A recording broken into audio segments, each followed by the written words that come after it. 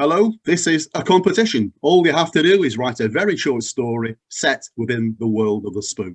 But the story must change things dramatically so that the spook's world is no longer the same.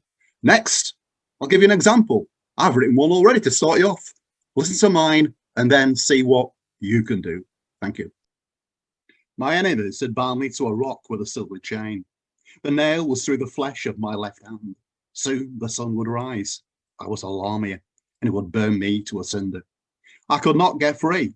I had no hope of surviving the dawn, and was resigned to a painful death. Far below, by the grey pre-dawn light, I could see a ship anchored in the bay. I thought no more about it, but my hearing is sharp, and I could hear someone climbing the cliff toward me, their boots treading hard upon the stony path. It was then that I saw the young sailor. He stared at me in astonishment, and at that very moment the tip of the sun rose above the horizon, and my skin began to erupt into blisters, and I cried out in pain.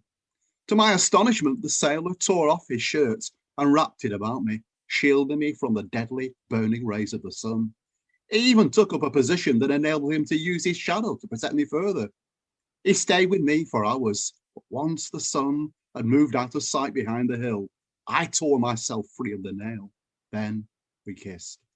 I knew that he loved me, and I saw two futures before us. In one, I went back with him to his homeland, where we married and had 7 children, all boys. The 7th one will become a hunter of the dark and accomplish great things. But the other future was more to my liking. I was the very first of the Lamias, the mother of them all. I had a life that I liked. I lured victims into the forest, young men in their prime. I drank their blood. I took their lives. It was an easy decision to make. I did not hurt the young sailor.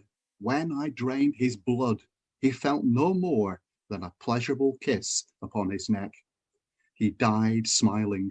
But now there would be no Tom Ward. My first true love was blood.